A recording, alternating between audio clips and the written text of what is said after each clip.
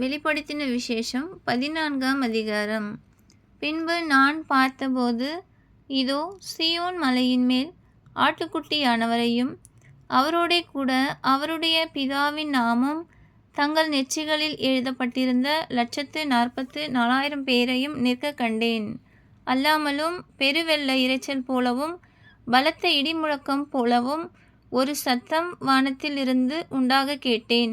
நான் கேட்ட சத்தம் சுரமண்டலக்காரர் தங்கள் சுரமண்டலங்களை வாசிக்கிற ஓசையைப் போல் இருந்தது. அவர்கள் சிங்காசனத்திற்கு முன்பாகவும் 4 ஜீவன்களுக்கு முன்பாகவும் மூப்பர்களுக்கு முன்பாகவும் புது பாட்டை பாடினார்கள்.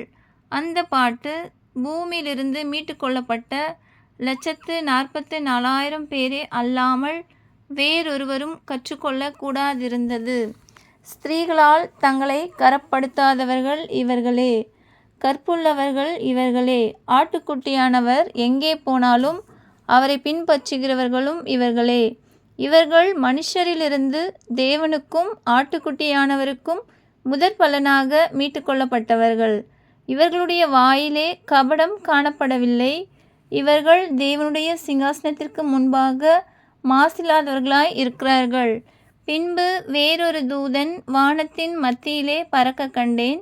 அவன் பூமியில் வாசம் பண்ணுகிற சகல ஜாதிகளுக்கும், கோத்திரத்தாருக்கும், பாஷைக்காரருக்கும், ஜனக்கூட்டத்தாருக்கும் அறிவிக்கத்தக்கதாக நித்திய சுவிசேஷத்தை உடையவனாயிருந்து மிகுந்த சத்தமிட்டு தேவனுக்கு பயந்து அவரை மகிமைப்படுத்துங்கள். அவர் நியாயத்தீர்ப்பு கொடுக்கும் வேளை வந்தது. வானத்தையும் பூமியையும் சமுத்திரத்தையும் நீரூற்றுகளையும் உண்டாக்கினவரை தொழுது கொள்ளுங்கள் என்று கூறினான். வேறொரு தூதன் பின் சென்று, பாபிலோன் மகா நகரம் விழுந்தது விழுந்தது, தன் வேசித்தனமாகிய உக்கிரமான மதுவை சகல ஜாதிகளுக்கும் குடிக்க கொடுத்தாளே என்றான்.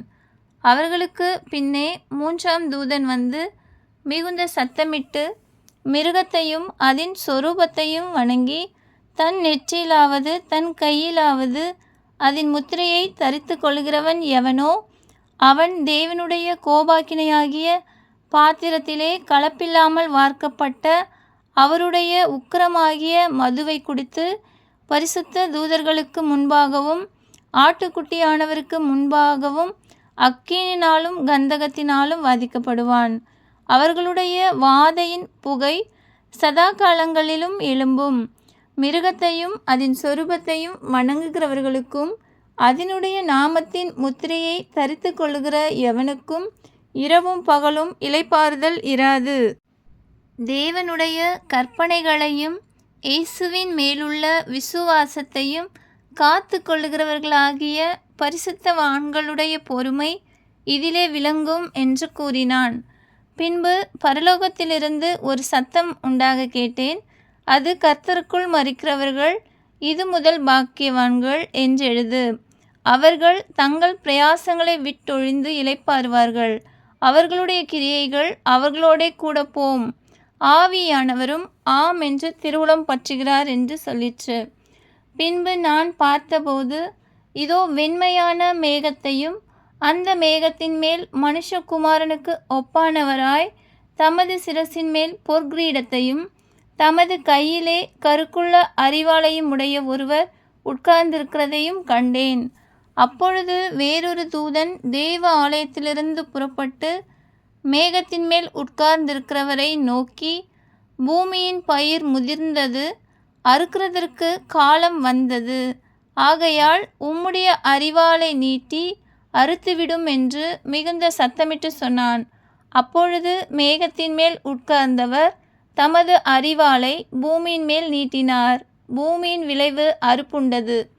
பின்பு வேறொரு தூதனும் கருக்குள்ள அரிவாளை பிடித்து கொண்டு பரலோகத்திலுள்ள தேவாலயத்திலிருந்து புறப்பட்டு வந்தான்.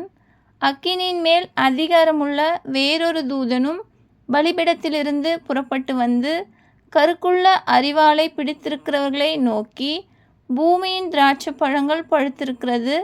கருக்குள்ள உமது அரிவாளை நீட்டி அதன் குலைகளை அறுத்துவிடும் என்று மிகுந்த சத்தத்தோடே சொன்னான்.